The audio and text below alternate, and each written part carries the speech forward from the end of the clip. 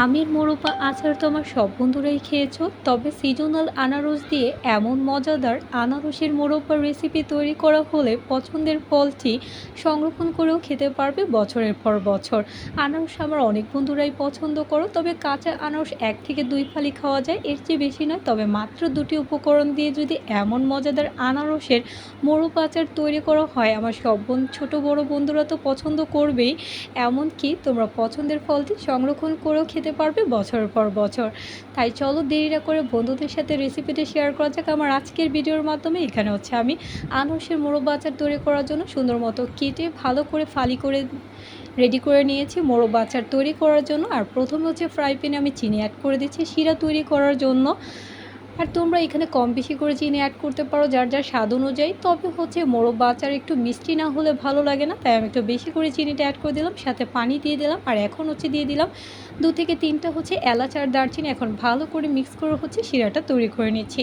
তোমরা দেখতেই পাচ্ছ আস্তে আস্তে কিন্তু চিনিটা পুরোপুরি গলে আসছে আর একটা দারুণ কালার আসতে শুরু করে দিয়েছে। আর শিরাটা অবশ্যই একটু ঘন হতে হবে, তাই আমি অনবরত হচ্ছে বারবার নাড়াচাড়া করে নিচ্ছি। আর শিরাটা আমার দেখতেই পাচ্ছ পানিটা শুকিয়ে একদমই ঘন হয়ে এসেছে। আর হচ্ছে এই পর্যায়ে হচ্ছে আমি অল্প একটু পরিমাণ মতো লবণ দিয়ে দিলাম, এতে হচ্ছে মিষ্টির স্বাদটা সুন্দর মতো ব্যালেন্স হয়ে যায় আর খেতে মোরব্বা আচারটা সত্যিই দারুণ লাগে। আর এখন হচ্ছে বলক চলে এসেছে শিরাটাতে, আমি হচ্ছে একে একে আনারসের ফালিগুলো দিয়ে দিচ্ছি। আমি হচ্ছে এরকম করে কেটে নিয়েছি, তোমরা তোমাদের মন মতো যে কোনো সাইজে কেটে নিতে পারো আনারসটা। আর এখন হচ্ছে আমি একে একে ভালো করে হচ্ছে আনারসের ফালিগুলো ডুবিয়ে দিচ্ছি শিরাটাতে। আর এখন হচ্ছে আমি দিয়ে দিচ্ছি হচ্ছে ভিনেগার, কারণ এই ভিনেগারটা দেওয়াতে যে কোনো আচার কিন্তু দীর্ঘদিন তোমরা সংরক্ষণ করে রাখতে পারবে বছরের পর বছর। তাই অবশ্যই কিন্তু যে কোনো আচারে মাস্ট বি ভিনেগারটা তোমরা অ্যাড করবে।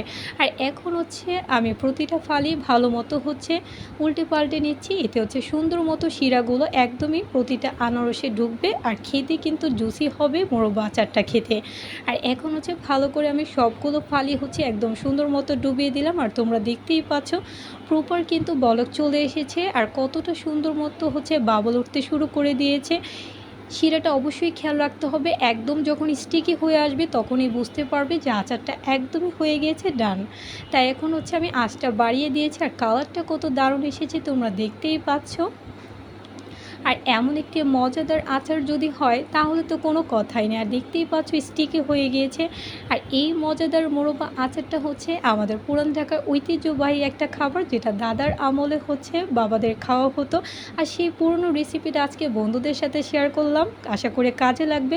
তোমরাও হচ্ছে এই মজাদার ফলটি দীর্ঘদিন সংরক্ষণ করে খেতে পারবে এইরকম আচার হিসেবে বছরের পর বছর। Thanks for watching my video, দেখা হবে নেক্সট ভিডিওতে। আল্লাহ হাফেজ।